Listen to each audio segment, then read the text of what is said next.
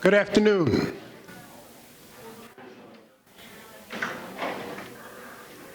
Thank you for coming to the lecture today to mark the university celebration of our military veterans and their families and friends.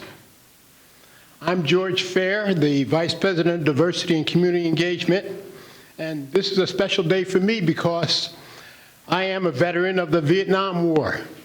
I left for Vietnam on the day after Christmas in 1967 and spent the entire year of 1968 as an Army combat officer attached to the 1st Marine Division in northern South Vietnam. This also makes a special connection with our speaker because he served with the Marines. Lisa Adams, the director of the Veterans Service Center, who served as an officer in the U.S. Air Force from 1995 to 2004, will introduce our speaker. Lieutenant Colonel Adams flew B-52s during Operation Enduring Freedom in Afghanistan. When Colonel Adams began active duty, only 3% of the pilots were female. She was among the first female combat crew members to fly long-range strategic heavy bombers. Please welcome Colonel Adams to introduce our speaker.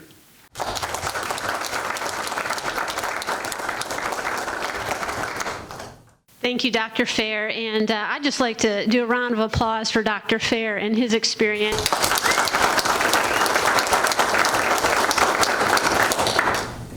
It is a pleasure for me today to introduce our speaker. Before I get to that, I'd just like to explain a little bit about the Veterans Services Center. UT Dallas recognized the importance of supporting our student veterans on campus, and in 2012 developed the Veterans Service Center. We are a department within Student Affairs, and it really is our objective to support our military-affiliated students. That includes our veterans, the students who are currently serving in the Guard, the Reserve, or in active duty.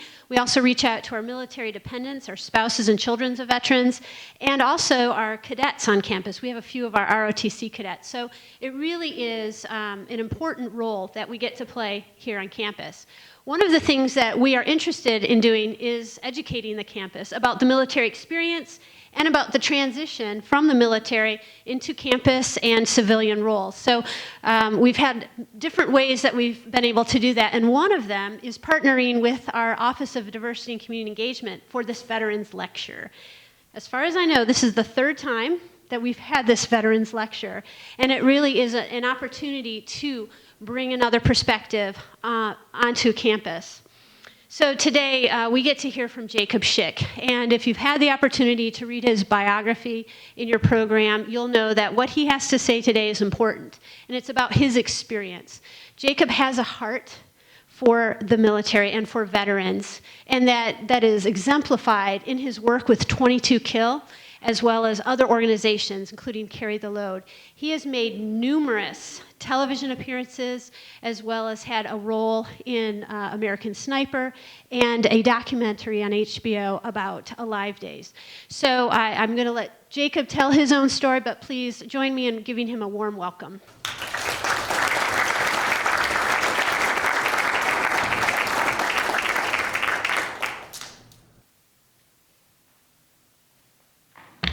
How's everybody doing?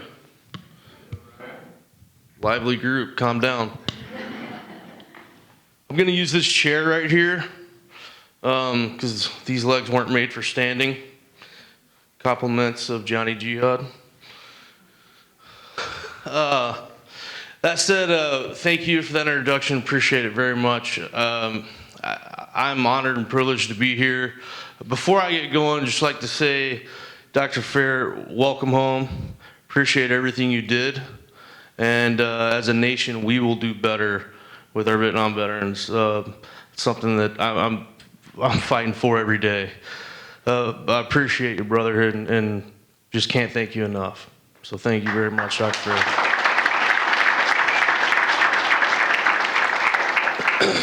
That said, the last time I was speaking to any engineers, I know there probably aren't any. Is there anyone in here that's engineer? Outstanding. No, come on. We've already had our rapport, so you don't count.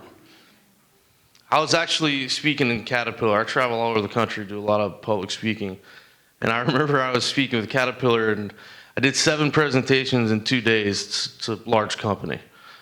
And the last presentation on my first day was to a bunch of engineers, and it was kind of flat. When I ended, I usually close with Q&A, and I remember just saying, this is exactly how it ended. I said, so there's obviously probably not going to be any questions and answers, so you guys have a great rest of your day beating the hell out of your keyboard. Didn't go over as well as I thought it would. So, bad judgment on my part. That said, I'm 100% fundamentally flawed human. So, if I offend you, sorry, I'm not sorry. But that said, I've gotten to do some amazing things since I served in the Marines, and a lot of that comes with living outside my comfort zone, because I believe that that's the only place you grow, is when you're uncomfortable. And so I made a decision at a young age that I was going to be a United States Marine. Probably around the age of 8, I knew for sure that's what I was going to do. And it was because I was real close to my grandmother growing up.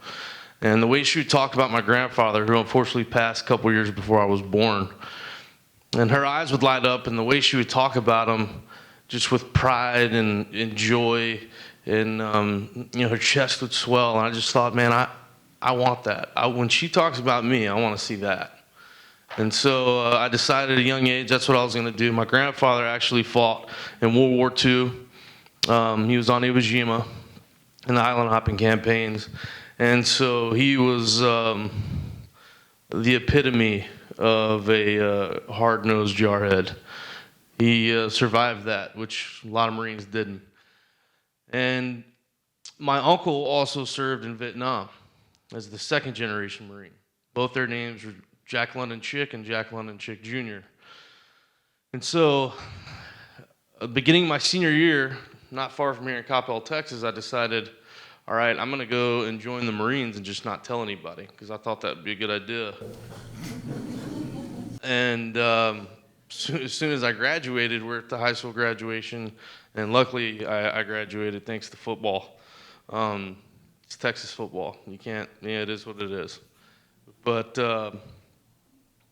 my dad walked up and he said, hey, Jake, we got some colleges to go see, coaches to talk to, and, great job. And I said, Dad, on that note, and I walked my recruiter in his dress blues, such a good-looking uniform. No one can deny it. And he walked up, and my dad said, who's that? And I said, well, Dad, that's my recruiter, Staff Sergeant Norberg. And my recruiter, he had his hand out, and he said, well, why do I need to meet him? And I said, I don't know that that's relevant. I would shake the man's hand. You're a banker. Probably should shake the Marine's hand. And he shook his hand, and I said, yeah, Dad, I joined the Marines. And he looked at me, and he said, why would you do that? And walked away. So he was unhappy, and that's fine. I didn't really understand why that he was being so pissy and sensitive about it, other than the fact that he was a banker. I didn't know if that had anything to do with it. But, come to find out later on, I would figure out why that was. And so I actually went to boot camp a month after 9/11. I went at the end of October. Actually, my ship date to boot camp got bumped up. And I knew at the age of 19, after that second plane hit the South Tower, I'm going to war. And that was a sobering feeling for a 19-year-old. Even being as well-versed in life and knowing as much as I knew at the age of 19, I was very aware that this could end badly for me. And so I volunteered for infantry in keeping with my family lineage to be a warfighter. Because again, I wanted to not only join the Marines, but I wanted to do my part all the way. I wasn't going to be lukewarm. I was going to be hot or cold. And the only thing that was going to stop me from becoming a United States Marine was death. I was going to have to die. So I went to boot camp, became a squad leader fairly quickly. And, being there a month after the 9/11 was interesting because as if Marine Corps drill instructors need any more motivation to be Marine Corps drill instructors, they had it after 9/11. And so it was interesting with a last name like Schick being the first squad leader and my guide's last name being Schmitter, having to answer to not those last names for 3 months. I'll let you put 2 and 2 together on what we had to answer to. Well done for most of you. Well done that put the 2 and 2 together. But I never questioned my decisions or where I was or, why did I do this? That never crossed my mind. I always knew I was right where I was supposed to be all the time. Regardless of how tough it got and regardless of how miserable everything got, I knew I'm right where I'm supposed to be. Because what made it special is I wasn't the only one suffering. There was other like-minded individuals all around me suffering through the same thing. And that makes you family, period. And so when I left boot camp, or graduated boot camp, and my dad actually showed up, which I was surprised about, he walked right past me once they said platoon 2018 dismissed, and he tossed me a can of Copenhagen Long Cut and kept walking and just said, "Good job, let's go eat." So he was still a little pissed, and I was like, "Golly, it's been 3 months. Get over it, guy." I'm like, what is the hang up? God, bankers. And it's like, whatever. And so we went and ate, and then not a lot was said. And then I had my 10 days to leave, then shipped out to School of Infantry at Camp Pendleton. And it was the same thing as boot camp. I knew I was right where I was supposed to be, loved every bit of it, even the parts that sucked bad, loved it. Because that's where I knew my soul was where it was supposed to be. And so when I left School of Infantry, I went and checked into my unit, 1st Battalion, 23rd Marines, Bravo Company, went and checked in with the first sergeant who looks like he fell right off of a United States Marine Corps poster. And he's probably the one man to this day that literally scares the hell out of me, that I would just not want to tango with. He's just that, he's got that persona, and he's one of the easiest going guys you'll ever meet, but like he could kill you with your eyes if he wanted to. And so I never really pushed my boundaries with him, and then come to find out, he was like a three red stripe black belt in Marine Corps martial arts, so that helped a lot. And so whenever we would set up the bull ring, I usually knew I was probably about to go night-night, because I was his guinea pig often. And then he'd be like, "Do it back." I'm like, "No way. Not doing that back to you, guy." But we finally got the call that we knew we were going to get in our unit. And we didn't know when we were going to go or where, but we knew we were going to go. And so finally, when our card got pulled from the War Lab in the Pentagon, and they said, "You're going to go to Iraq. Your primary area of operation is going to be the Sunni Triangle." And so we started our workup in 29 Palms, California. Anyone ever been there? Man, that's a glorious place, isn't it? Yeah, I remember when I got there and I was like, this is one of the crappiest places I've ever been. So much so that place was acquired to train in tank warfare. It was acquired by a not well-known general by the name of Patton. And it was so bad that even Patton was like, "Hey, this place sucks. We don't want it anymore." And of course, the Marines were like, "Oh, free stuff. We'll take it." Lo and behold, Marines still have it. But it was very intense environment. It was all day, every day, because we were training for the real deal. We knew this is not going through motions and doing the same thing 1,000 times a day just because we don't have anything else to do. This was because we were going to the show. We were training for combat. And we had major traditions to uphold in the United States Marine Corps, especially to be combat effective. And so we took it very seriously, and we became a very tight-knit group. And our unit was made up of all types. And you have a bunch of alpha males And I knew it was going to be an interesting training evolution throughout that workup. And we finally had to have the talk that, you know what, a 7.62 millimeter doesn't care where you're from or what religion you are or what uniform you're wearing. It'll kill you just the same. Because at the end of the day, we all bleed red. And so we took it very seriously. I never really had a lot of fun during Liberty weekends. If you saw my SRB, you'd know I was lying. I've got several page 11s to prove otherwise. I was a chesty Marine. We'll put it that way, chesty puller Marine. I enjoyed my free time. But that said, we finally got the call that we were going to go. So we were staged on the staging area the night before, and it was just kind of a somber time. And we all knew, okay, here we are sitting on this tarmac. What should we do? And no one wanted to do anything. You know, you could have gone and called family or whatever, but we just hung out together as a unit. And that goes to show you how tight-knit we were, because we could have gone and watched a movie at the theater or whatever, but we knew, hey, let's just stay here together and enjoy this quiet with each other. And so that's what we did. Ship out, get into Kuwait. We were only in Kuwait a couple days. And then when we leave Kuwait, after we get on our 5th C-130, that was not fun, in July. Luckily, my gunny had had enough and said, if the next bird gets here and it doesn't work, somebody's dying. So, lo and behold, the next bird worked. But it's hot out there with a 90-pound combat load on the tarmac in July in Kuwait.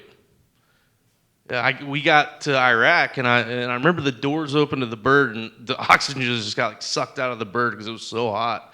And then I just remember thinking, God, 29 Palms is better than this place. This is not an awesome place.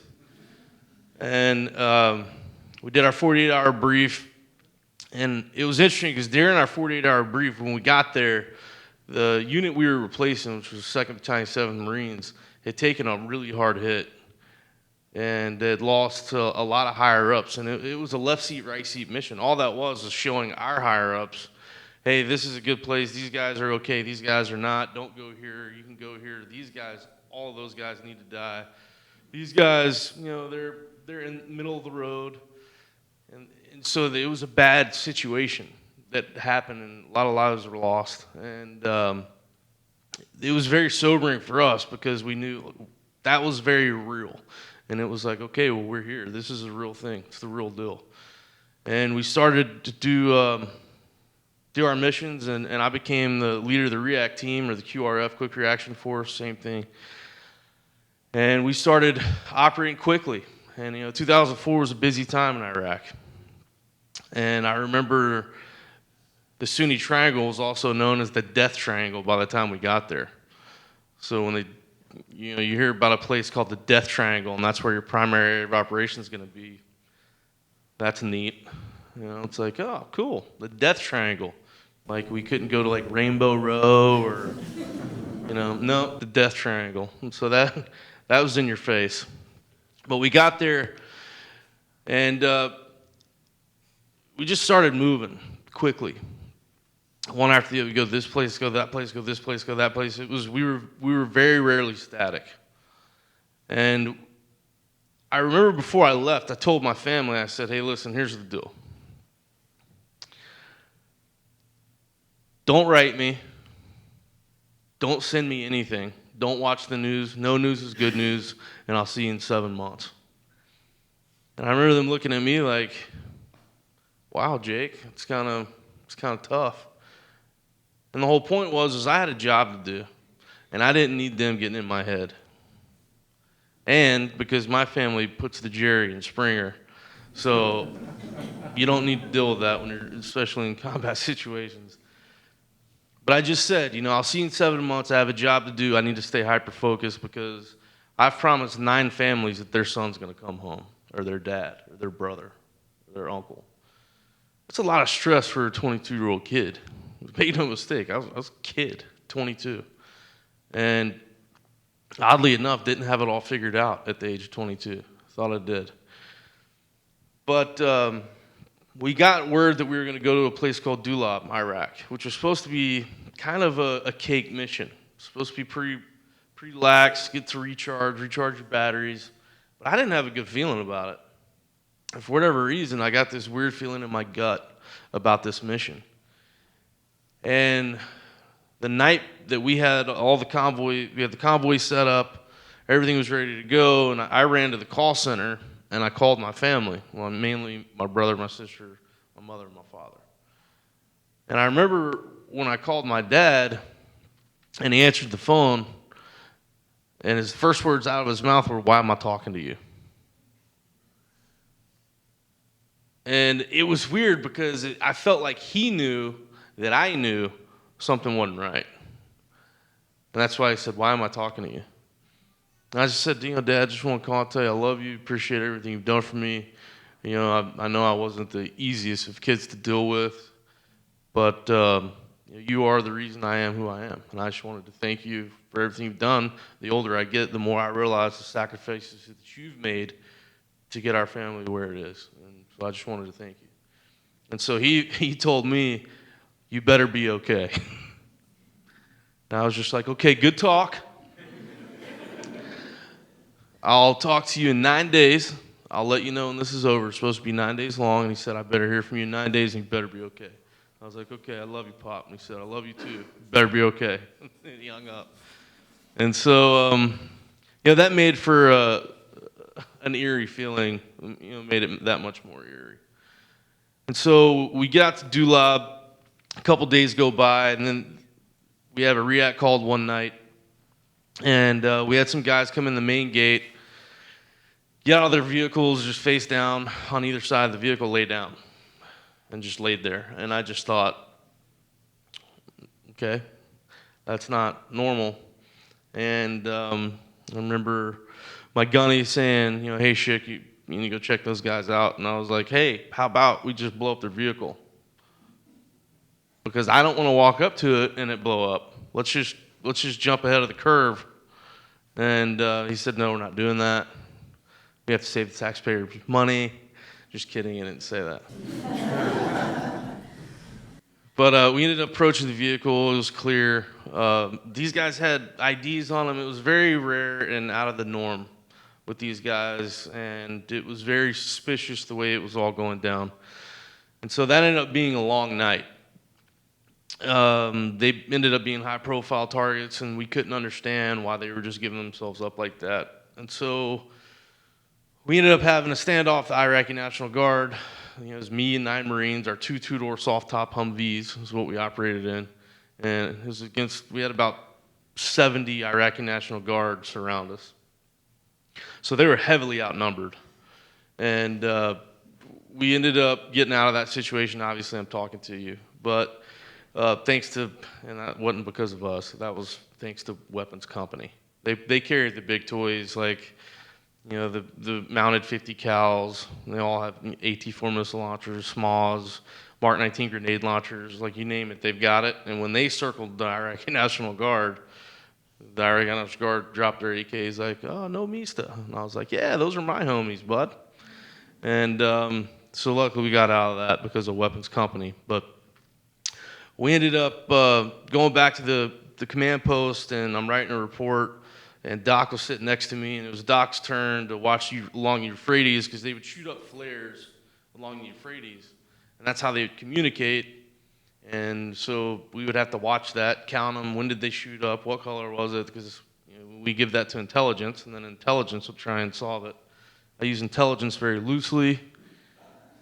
It just is what it is, folks. But we ended up, I told Doc, it was early in the morning at this time, probably, around 4:30 in the morning. And I told Doc, "Hey, Doc, I got to bed down. I'm smoked." The guys had already bedded down about half an hour before me. Go in the tent. I literally take my boots off, lay down, and within less than 5 minutes, I hear REACT. And I just was thinking, if I could sleep for 30 minutes straight one time in this godforsaken country, that would be outstanding. But no, I could not do that, was the answer to that. And so I got up, and I remember as soon as I put my boots on and I gently woke my team up, whispered in their ear and rubbed their backs, it was time to get up. That's how we do it in the Marines.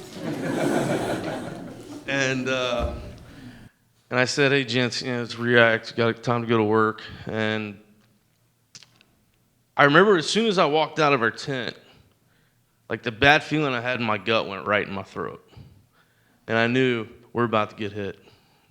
You can call it sixth sense. You can call it, whatever you want to call it. I have my reasons. You can come up with your own. But I just knew we're about to get hit. And so what I did is I luckily went to my commanding officer's Humvees. He was on location at the time because of what happened with the Iraqi National Guard. He was there doing an investigation, also known as napping. And so I knew he had a bomb blanket in the passenger seat, and he was the only one that had one because he was a commanding officer. He was important. And so I took the bomb blanket out of his passenger seat. He didn't need it at the time. He wasn't going to be able to use this particular bomb blanket after this. Sorry, taxpayers. So then I go to the lead vehicle. I kick the driver out of the driver's seat. He was a good friend of mine, and I'll never forget when I did that, he looked at me like, no, Jake, I got it. And I was like, I'm not asking. Scoot over. It was like the first time I'd ever ordered him to do anything. And it was like I kicked a puppy in the face. He got really annoyed by it. And I just thought, we're not playing Jenga, bro. We're in a place surrounded by people who want to kill us. Scoot over. He scooted over. I put the bomb blanket down in the driver's seat, took the radio from the radio man, and the two vehicles we took off. I made all the guys button up, put on your shatterproof Wile-E goggles. This just in, they're not shatterproof. Button up your flak jacket, make sure your SAPI plates are in place, put on your groin protectors. If they gave it to you to protect your body, put it on right now. So the guys knew something was going on because I didn't always make them do that, because I didn't always do it. Because when it's 130 degrees and you have all that crap on your body, you're already angry. It just makes you that much more angry. And people wonder why we fight so hard. It's because we're pissed off all the time, because we're not comfortable. But I jump in the driver's seat, I gassed it. Less than 3 minutes later, our vehicle, the lead vehicle, and again, we're in two-door soft-top Humvees. That's all we had then. I'm sure you remember around the 04 time frame when, they need more armor. There's not enough armor. They need more armor. And the front left tire, I was driving with my left hand. I was on the radio with my right hand. Front left tire hit a triple stack tank mine. Pressure plate ignited. It was three, for those in the room that understand ordnance, it was 3 155 millimeter mortar rounds stacked. So in layman's terms, what that equates to was that was a big bomb. And it blew up directly beneath me. So it blew me 30 feet through the top of the Humvee. I stuck the landing with my head because, Marines believe in good form. And I like to say, because God's a comedian, I never lost consciousness and I never went into shock. And it took the Black Hawk 42 minutes to come extract me out of the combat zone. I made for a long day at the office. I was not happy during that time. I may or may not have cussed at a few people during that time. But I remember being on the deck, and I knew as soon as my body hit the ground that I was hurt bad. I knew it was bad. I knew it was a bad situation, and the guy that I just kicked out of the driver's seat was yelling my last name. Schick, because he's going to fill for me because he couldn't see anything. And for those of us who've been to Iraq, we know the sand over there is very, very fine. It's almost like baby powder fine. And so when there's an explosion or whatever, it takes forever for that stuff to come back down to the earth. It mixed in with the smoke and the flames. You couldn't see anything. And so he was going to fill for me, and he didn't feel anything. All he felt was my rounds from my magazines, because when the dashboard disengaged from the body of the vehicle, and the steering wheel hit me in my chest. As a result, broke all my ribs. So that was awesome. And so I had all these unspent M16 rounds. And so he felt the rounds, but then looked at his hand, and all he saw was blood. So he thought I was what we refer to as a red mist in the wind. Why he kept yelling my name, I don't know. I haven't asked him about it. We haven't talked about it at length, really. And so, but he kept yelling my name, and I wanted to, and I'm trying to pull myself back to the Humvee to tell him, for one of two reasons, like, hey, brother, I'm good. Quit yelling. And two, hey, I'd appreciate it if you would stop yelling because you're making us a soft target by all of your yelling, and I really don't want to get shot while I'm laying here and a few different body parts are hanging off my body and I can't find my weapon. I'd appreciate it if you'd shut the hell up because I don't want to get shot in the condition I'm in, not really at my finest. But obviously I never made it back to the Humvee. I was just scooping sand. It was the only thing that was intact and not broken or shattered was my right arm. I couldn't see out of my right eye because the shatterproof lenses from my Wilex goggles shattered. So thanks to the government for the lowest bidding contract wins, because that's awesome. And I did my self-assessment right away. And the whole time he's yelling my last name, and it's just getting into my head really bad. Because I could tell by the way he was screaming, it got more and more desperate. And he finally yelled my first name, which, like, it made me choke up almost. Because I couldn't tell him, hey, I'm still here, bro, still with you. And there was nothing I could do. I've never felt that helpless in my life as I did right then at that moment. But I just remember telling God, hey, big man, just don't take me in front of my guys. That's all I ask. Don't let my brothers watch me die in this godforsaken land. When the bird gets here and the skids leave the deck, I'm all yours. Just please don't take me in front of my brothers. It's all that mattered to me at that moment in time. So I started my self-assessment, which, believe it or not, right away, the first thing is you got to check your personal area. And so I did. And I went back second time, just double check that we were good to go. I'm only human. And I held up my left arm, saw part of my left hand. It was hanging down near my left elbow, saw daylight through my left arm, blew out 5 inches of ulna in my left arm. And I was real pissed because I have a tattoo right here, and my tattoo was split. And I just thought, like, somebody owes me freaking $60. I don't care who's paying. Somebody's paying me $60 for that tattoo. Me and my brother got matching tattoos before I left. We were totally sober when we came up with that idea. And but I knew my left arm was real bad, and then I looked at my left leg. My foot was actually inverted, and my boot had been blown off, but my sock was still on. So I thought two things at that moment. One, that's not supposed to be like that. And two, I was impressed by the amount of force it must have taken to blow a combat boot off of my leg and not take my leg with it. I knew then that was a big explosion, because that's a lot of force. All of us in here who's worn combat boots knows that. However, I still don't know how that happened, but that'll be one of my, like, hey, God, can I watch the video when my left boot gets blown off? Because I just want to see it one time. But my fibia and tibia were sticking out, and so that wasn't cool. And then, again, all my ribs were broken, so I wasn't breathing well at all. My right foot looked normal, but my right foot hurt bad. So I thought, okay, right foot's broken. That's not that bad. And I had shrapnel on my chin and my neck and burns on my neck from my flak jacket and shrapnel on my face. And so, I wasn't in my best. I was in kind of bad shape. But I knew if I can just hang on until that bird gets here, this is going to be better for all of us. I don't want my guys to watch me die. Remember, I already talked to God that just please don't let my bros watch me die.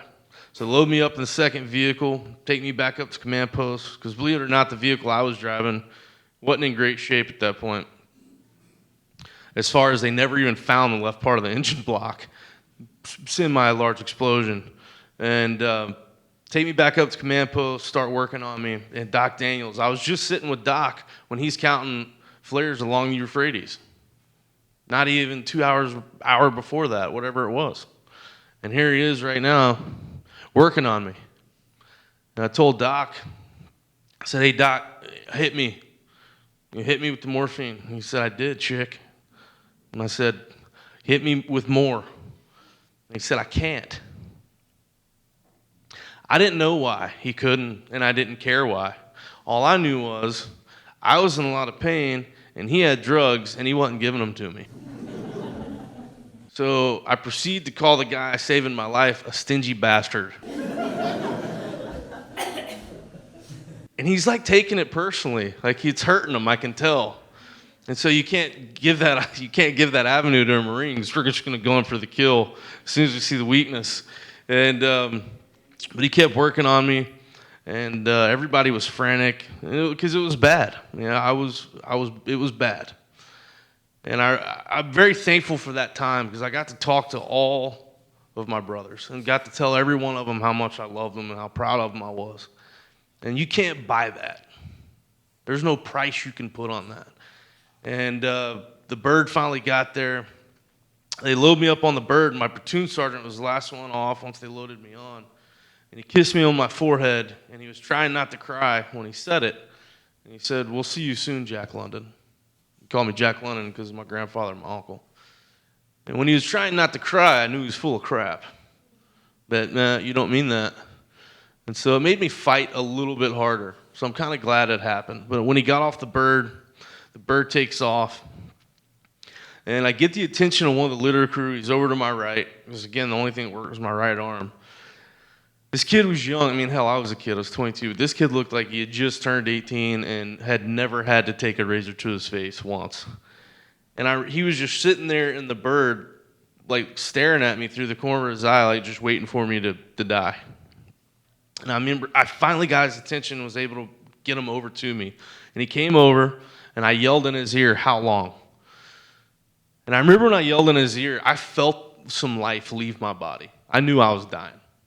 And I knew I was close. I was knocking. Me and the Grim Reaper were having a thumb war. And he ran up front to the captain, and he came back, and he yelled in my ear, 12 mics, or 12 minutes. So I talked to God again. I said, "Hey, big man, I think I'm going to have to renege on the original verbal agreement, because I'm pretty sure I can do 12 more minutes." And obviously he gave me that. I made it to Balad, go to the field hospital right outside Baghdad. They start working on me there. And that's where they amputated my right foot. And I remember when Nurse Jax woke me up from my operation, and they stabilized my left arm, my left leg. And she said, "Hey, Marine, I hate to be the one to tell you this, but we had to take your right foot." And I remember looking down and just seeing the left bump and not the right on the sheet. So I thought to myself, well, perfect. You know, a crappy day just got crappier. You took the wrong foot.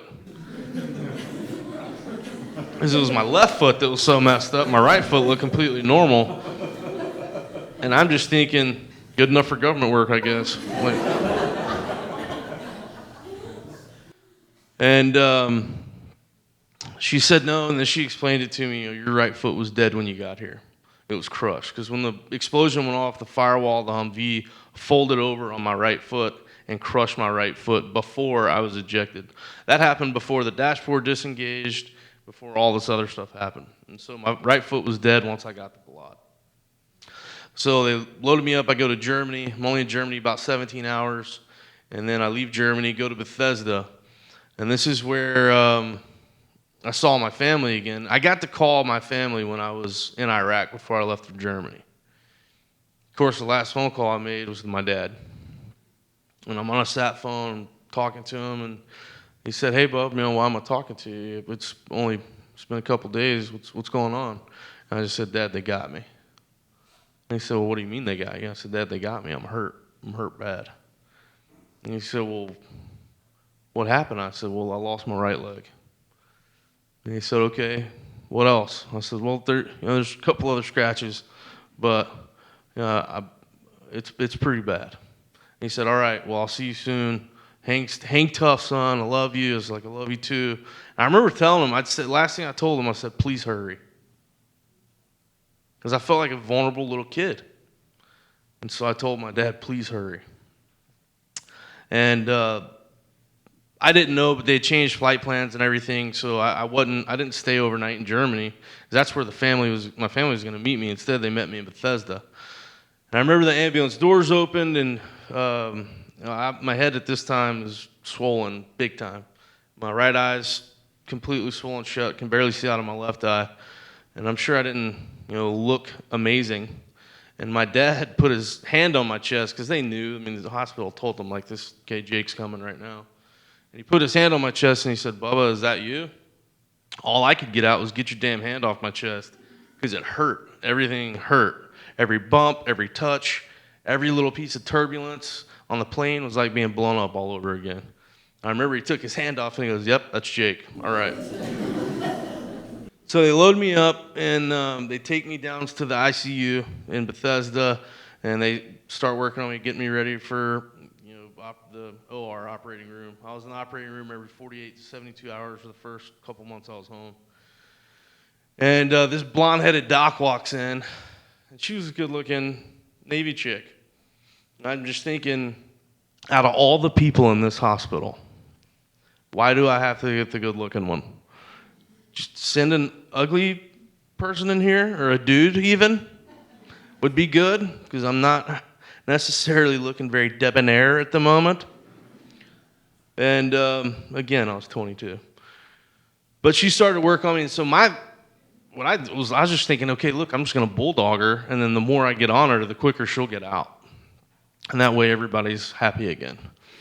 And so I didn't know it, but this is her first night of her very first trauma rotation. She's an intern to be a physician in the Navy. So let's just get this out of the way. I was not a good patient, ever. And so I'm bulldogging her. She finally leaves my room. She's shaking and in tears. She takes the chart and smacks it on another intern's chest. And he says, "He's all yours." Exact words. She says, "He's all yours. I will never go in that a-hole's room ever again." January is our 10-month wedding anniversary. Or 10-year wedding anniversary. So I'm still winning that battle every day. We have two beautiful sons, Jackson and Jameson. And, it was just, she's largely the reason I'm talking to you today. And I'm fortunate because I can say I married a woman who's 10 times stronger than I could ever dream of being. That's just calling a spade, period. And so I ended up leaving Bethesda after a few months, and I was actually sent to Brooke Army Medical Center in San Antonio, I was actually the first Marine to be sent to an Army facility in post 9/11 conflict.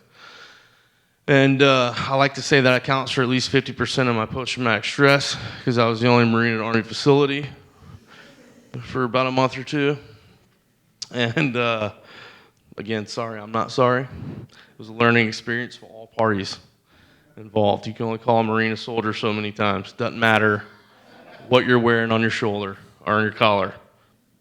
And especially when you involve drugs too, you don't care what you say and to whom you say it.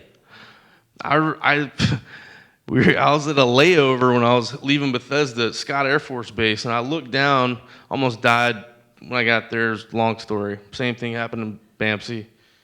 And I looked, all I could see was these boots, that they were horrible. These black boots. So you wear black boots, when you're in garrison sometimes, and they were horrible boots. Like they hadn't been cleaned ever or shined. And that's all I see. And he walks right over to the side of my bed, and I'm laying on the left side of the bed, and I'm just infatuated by how terrible these boots are. And I said, "Those are the worst boots I've ever seen in my life." And I start going up, and then I see 1 star, 2 stars, 3 stars, and 4 stars. And I thought, well, this is neat.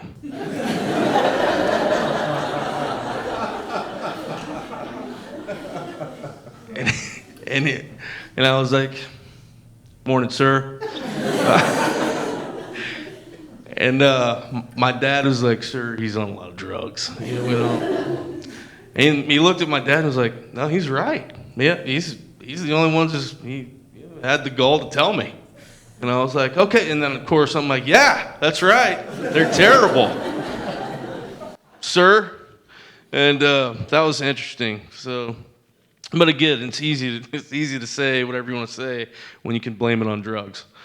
But ended up going to BAMC. I was in BAMC 15 months, and all told, I was in the hospital altogether 18 months, had stateside, had 46 operations, 23 blood transfusions, and which pales in comparison to a lot of guys that I know. And I remember when I left there, they gave me this giant bag of drugs. Matter of fact, when I left there, the general of the hospital was walking me out, and I was rolling. I wasn't walking real well yet. And he looked at me and he said, "Schick, I got to tell you, I feel like we should name a hall or something after you after all the hell you put us through." And I was like, "Hey, sir, let me do the infamy thing all my lonesome, okay? I don't need your help, so just don't do that." But we ended up becoming very close. And I remember when he told me, he said, I feel bad because I haven't deployed. I'm a one-star general, brigadier general, and I haven't deployed. And I feel like I owe it to my career and the airmen around me to do that. There's soldiers around me. I said, "Sir, you're not missing anything. Why would you do that?" He said, "Well, I just feel like I need to do it." And I said, "Well, you do what you want to do, but I'm telling you right now, it's a waste of time, and you're probably going to regret it." And he said, "Okay, well, I'll take that into consideration. Thank you, Corporal." And so he ended up getting out. They forced him out. It was a very political deal, especially when you get that high. So he volunteered for a humanitarian mission to go over there. First time he left the wire to go rebuild a school for little girls, IED. Smokes him right in the head. He had to learn to eat, talk, walk, all that stuff all over again. And I just thought, man, he was such a good guy too. Well, probably still is, but I just remember thinking, these people don't care. They just don't care who they hurt, how, or when. And that's something that stuck with me, and that was one of the things that really affected me when I was going through my transition. But I remember when they gave me the bag of drugs, and I went to Pensacola to go meet up with Laura. She was in flight school in the Navy. She ended up becoming a flight surgeon. And so when they gave me this bag of drugs, I just remember knowing, like, I know how this is going to end. Because I'm going to abuse the hell out of these drugs. Because I was already a drug addict. It wasn't anybody's fault. It's just the way it is. You can't go through what I went through, robbing from Peter to give to Paul, putting your body back together, sawing on bones, and not be on boatloads of medication because your body develops a tolerance to them. So you got to take more and more and more and more. And so, that's how I reintegrated back into society, because I was numb. So if you're numb, nothing matters, right? I mean, you don't have to feel anything. One night, Laura finally came to me, and it was around 11 o'clock. I'm in the living room in a one-bedroom apartment in Pensacola. She comes to me, and she falls to her knees. I'm in my wheelchair, have my leg off, watching whatever I was watching. And she's in tears, and she says, "Jake, the difference between you living the way you're living and eating a bullet is time, but the outcome's going to be the same. You were slowly killing yourself." And she knew at that time I had to talk myself out of eating a bullet every day. I woke up and focused on not killing myself every day, because I felt like I was a burden to my family and everyone around me, and it would just be better if I were gone. I truly thought that. And I remember when she told me, the difference between you eating a bullet and living the way you're living is time, but the outcome's going to be the same. I just remember thinking, okay, yep, she's right. And then, after the uppercut, she gave me a roundhouse with, "You owe it to your brothers that didn't come home to not only live, but live well. And you owe it to those that did come home and still love and respect you to live well. Because that's the only way you can truly honor all of them, is to live well." So after I politely told her to get out of my face, because she just hammered me with a bunch of truth, I said, "All right, And it took a lot of guts for her to do that at that time. I was not my normal self at that time. I was on so many drugs, and she knew that could end in a variety of ways. And she basically said, "You know what? I love you, Jake, but I'm not willing to love you to death." And I got it. And so I called my doc the next day in San Antonio. At this point, I'm on about 50 to 55 pills 3 times a day, eating between 8 and 12 400 milligram fentanyl pops a day. So what that equates to is I'm on enough medication to kill a village in Africa. Lots of medication. I mean, I can't believe, even Laura to this day says, I can't believe you never OD'd. But God is why I think that is. But I remember calling my doctor in San Antonio and said, hey, doc, good news, I'm getting off all the drugs. I'm stopping. And she said, oh, okay. How are you going to do that, Schick? And I was like, well, I'm just stopping. Like this morning. I'm not going to take first dose. I'm just cold turkey in it.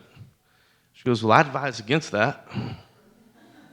So, well, why is that? And she said, because you're going to have a massive heart attack and die. I said, roger that. Plan A is a no-go. What are we doing with plan B? And she said, you're going to have to come back to San Antonio. We're going to have to wean you off the drugs. And of course, she's telling me the stuff that I didn't want to hear. I said, all right, I'll do it. Went back, got off the drugs. And I got to tell you, I don't know what is worse, being blown up or coming off of drugs. I can sit here and tell you with 100% conviction, I know why addicts stay addicts. When I was going through my withdrawals and I finally said, I told God, first time after this whole experience, I'm done. I'm ready when you are. This is when I was coming off drugs.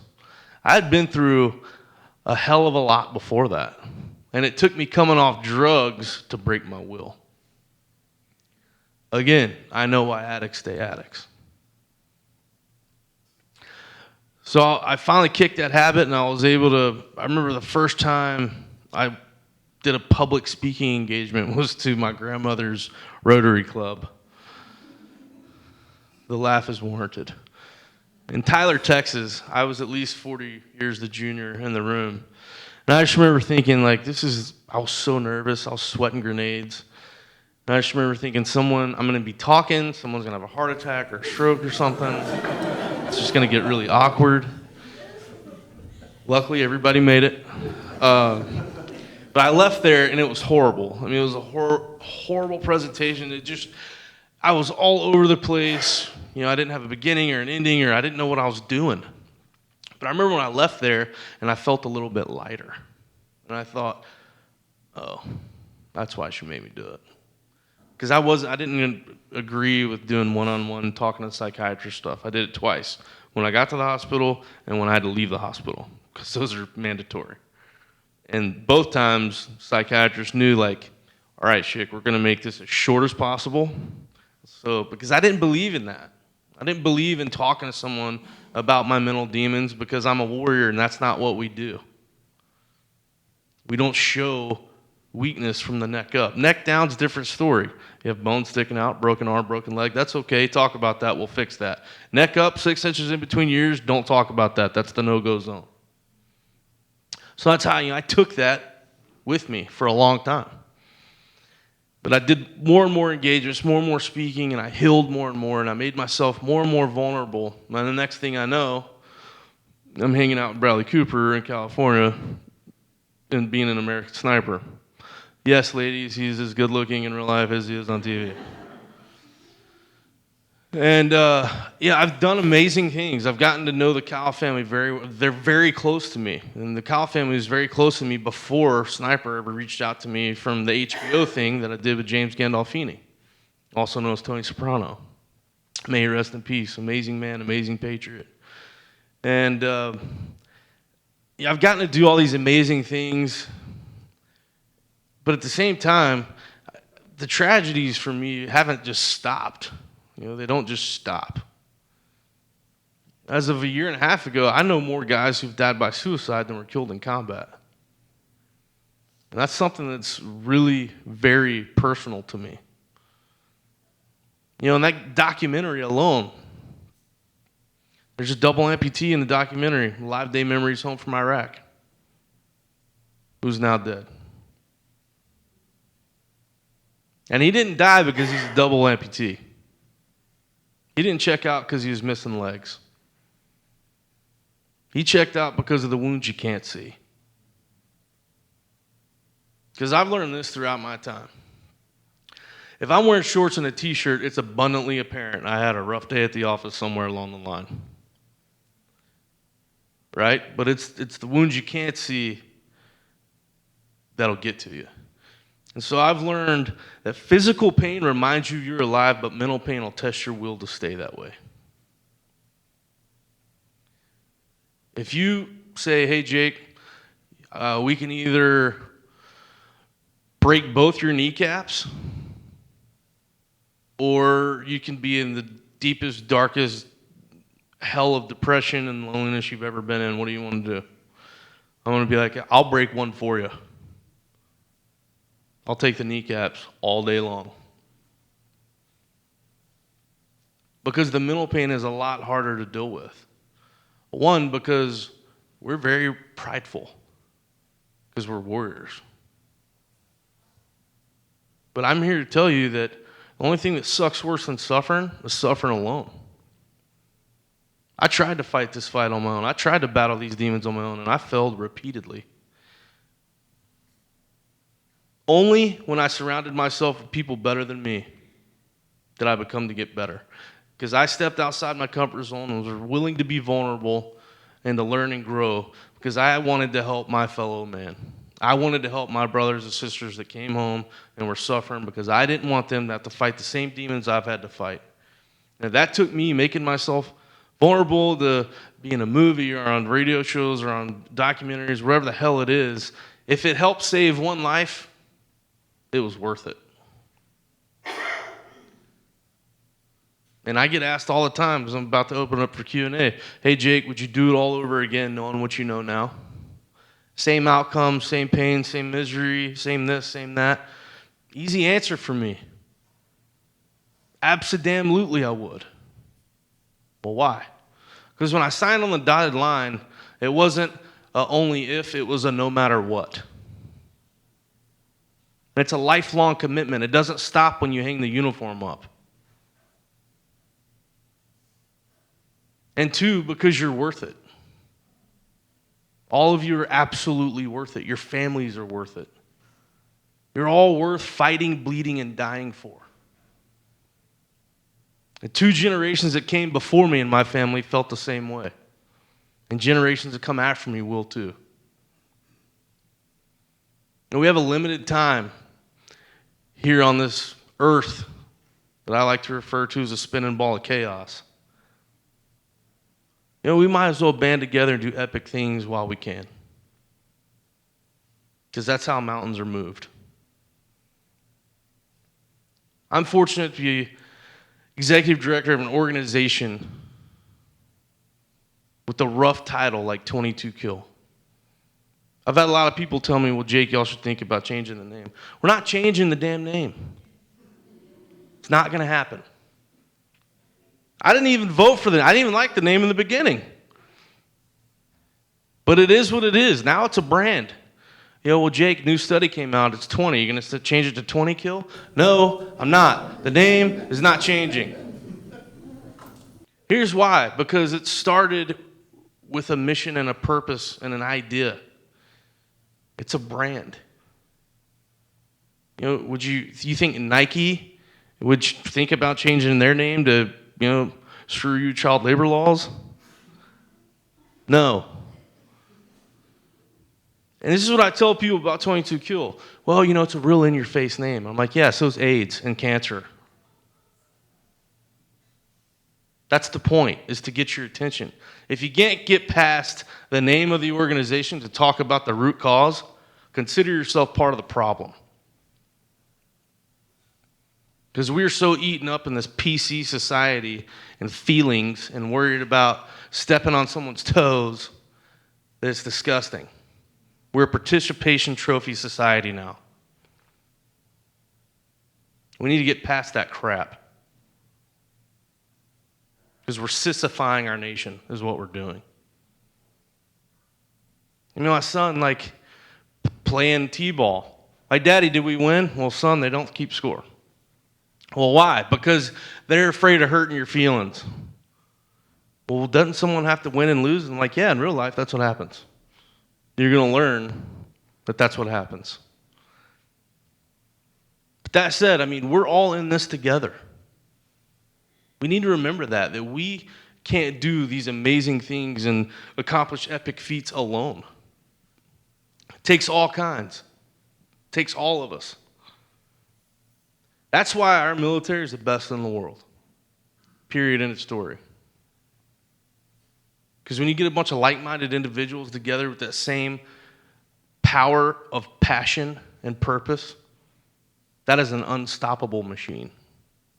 That's how we make changes in this world. And that's how 22 Kills made changes. Because we've been able to find advocates all over the United States and now the world that do their push-up challenge and sign up on the advocacy map and buy honor rings and buy 22 Kill swag and put it up on their vehicles and say, yeah, it's an in-your-face name and I support it. Because I want to be part of a tribe that's greater than me. Because that's what we do. And at the end of the day, it's one tribe, one fight. Because we're all in it together and we're not going to do it alone.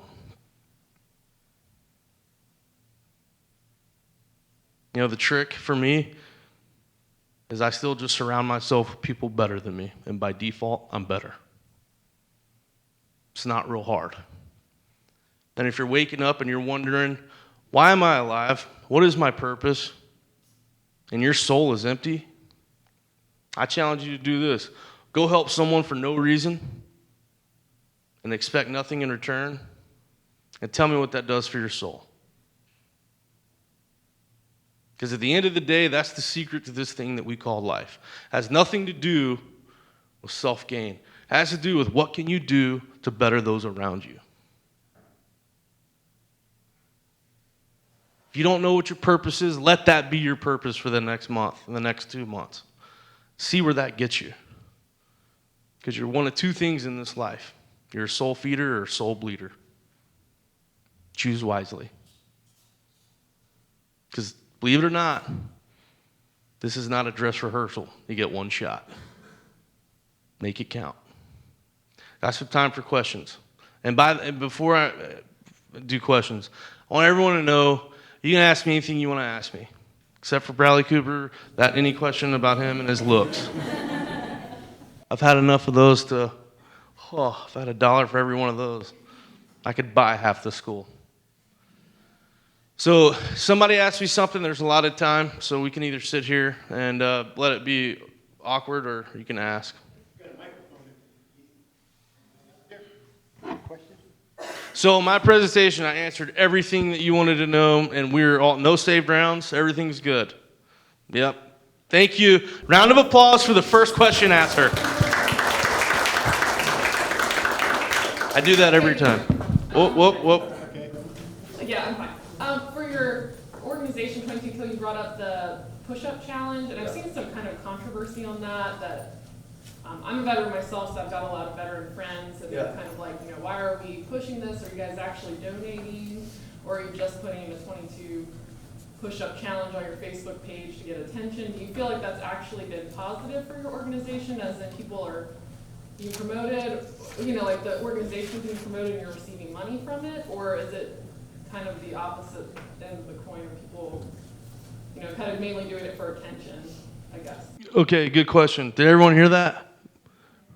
Everybody good on that? Okay, so the push-up challenge started to raise awareness. That's it. It's an awareness piece. It's never a fundraiser, never meant to make money, not like the ice bucket challenge. It's strictly an awareness campaign. Here's why. Okay, because the cold hard facts are that 20 veterans on average, now it's 20 to 22, die by suicide every single day. Over 50% of that number are Vietnam veterans. Okay, but we don't have 30, 40, 50 years to wait to figure out and rectify the problem. So that said, the more people that know that this is an issue plaguing our community, the more apt we are, and the government is, to do something to change it. So, is it to get attention? Well, hell yes, that's the point. Because a common problem remains a common problem until it becomes common knowledge. Period. So that's why we do what we do. That's why the push-up challenge, luckily, we didn't make it go viral. I'm not real sure what viral even means still. All I know is that it's done what it was supposed to do to push out the cause and the awareness. You know, there's a lot, it's supposed to be, to count the push-ups is supposed to be, you're supposed to hashtag 22kill because there's some algorithm where some computer system, don't ask me how it works because I don't know, counts the push-ups. But we haven't gotten on people like, hey, you didn't do hashtag 22kill. No, we've done our homework and go through and manually count all these things. Facebook reached out to us saying, hey, this whole push-up thing is pretty awesome. Let us help you with that. And so it's become an awareness campaign. Look, if it grows into funding, great. Because guess who? The fairy godmother doesn't keep the lights on at 22kill. Money does. Unfortunately, we haven't found a donor that will say, hey, you know what? We're just going to buy you guys a building and pay for everything that you guys do all the time. No, it's been individual donors. And then people that buy merchandise. That's how we keep the lights on and pay for employees. All the donations that come in go right back out the door to other. We sponsor warriors and their families to go through programs to empower them, to better them at life. Whether that's a one-on-one psychiatry session that lasts 18 weeks, or that's going on a hunting trip, or going fishing from a kayak, or et cetera, et cetera, et cetera, et cetera. Because not everybody's the same. We all know the VA's failing because you can't treat post-traumatic stress and traumatic brain injury with a blanket treatment. You can't. If you throw pills at a problem, probably going to compound the problem. Because we're all made up of different stuff. Yeah, we all have the same lobes in our brain. But guess what? Every one of us in here, they all function differently. And they all have different chemical makeups. So that's why we sponsor these various organizations and sponsor these warriors to go through them, because we know it takes all kinds, whether it's traditional treatment or non-traditional treatment. So I hope that answers your question, but that's how we fight the fight. What kind of relationship does HCC and 22kill have with UT Brain Health Center? Formal, informal? Okay, question was, what kind of relationship does Honor Courage Commitment, which is our sister organization, and 22kill have with Brain Health and Brain Performance Institute? It's a great relationship. I mean, one, because I came from Brain Health and BPI before I went to 22kill, and I still work with them in some capacity. But that said, it's a very close organization. But at the end of the day, we believe in neck up. We want to focus on strengthening neck up. I mean, yeah, we'll send guys to the Adaptive Training Foundation and sponsor them to go through it, but that's because we believe ultimately the healthier they get neck down, it's going to have an impact neck up. You know, listen, if we had the answers to all of it, I wouldn't need to be sitting where I'm sitting. My goal at 22kill is to go out of business. That's my goal. Find another organization that will give you that answer. Yes, ma'am. As staff and faculty working with students who are coming back from war zones, what are some things that would be helpful for us to know?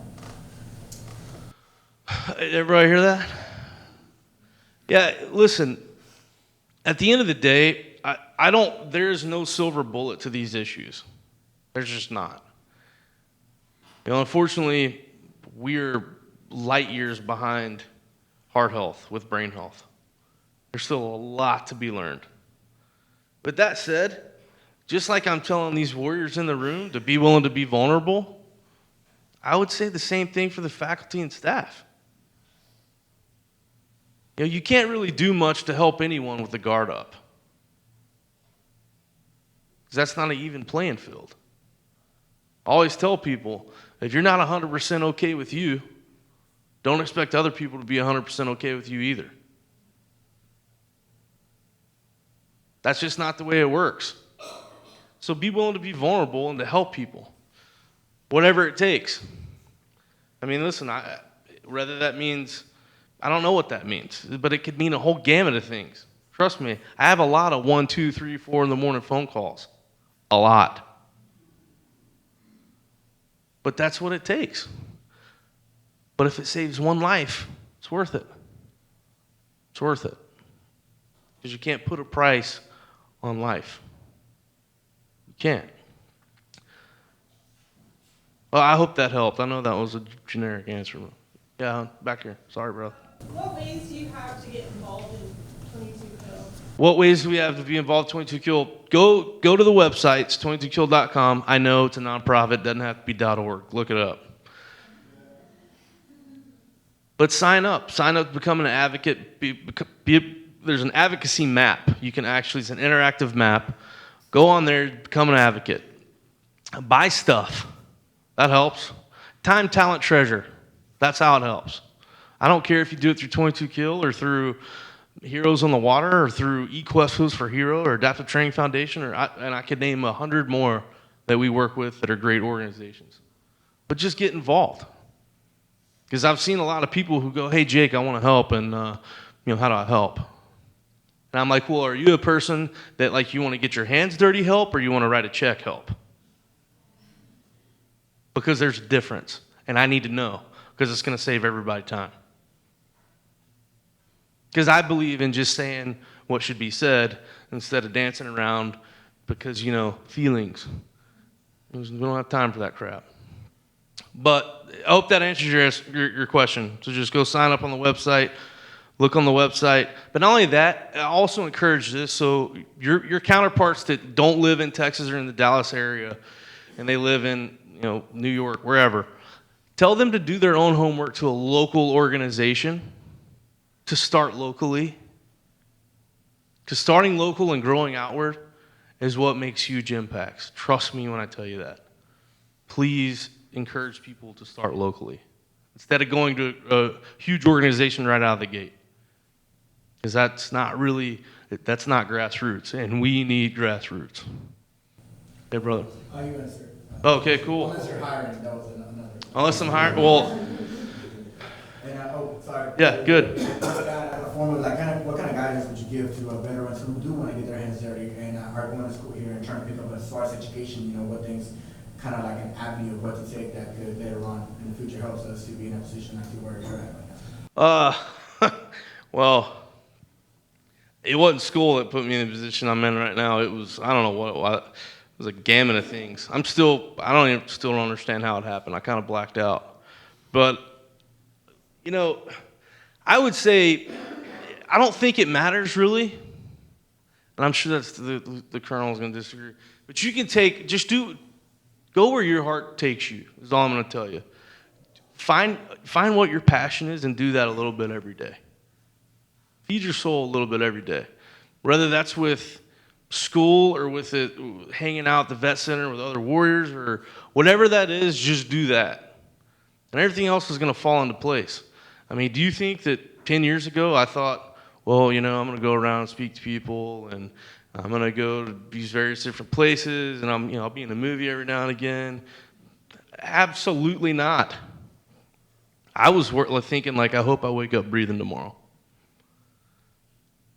I didn't have a clear path. I didn't have any one person go, hey, Jake, here's the steps. Okay, A, you're going to do this. And then at this time, you're going to do this. And then B, no. I just threw myself out there and just said, hey, world, let's do it. And I strapped in case it got bumpy. And here I am. Just do you, the best you can do. Don't worry about anyone else. Worry about you first. One more question. Dr. Ferris says one more question. I think that means one more only. We'd like to give you Anyone else? One more here? Okay. When someone finds out about your service in Iraq and that you've been injured, what's your what question do you hate to be asked, or what question would you prefer to be asked when you're meeting somebody cold call? I need another Dr. Ferris. Did y'all hear that question? It's a really hard question. Okay, the question was, when people find out about your service in Iraq, what question would you want to be asked, or do you like to be asked, and what question do you not to be asked? I've never been asked that question.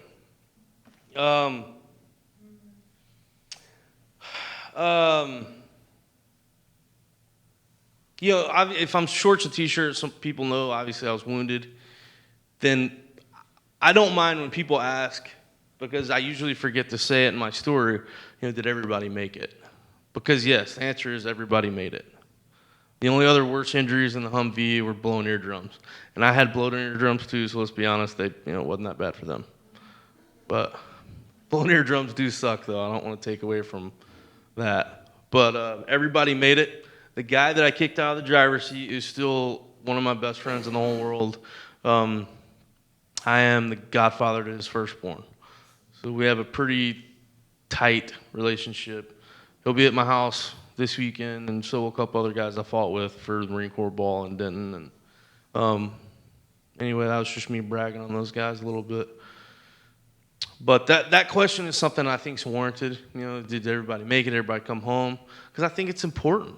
It's important for people to know, because at the end of the day, war is hell. There's nothing cool about it. There's nothing neat about it. It's hell, and it's unforgiving.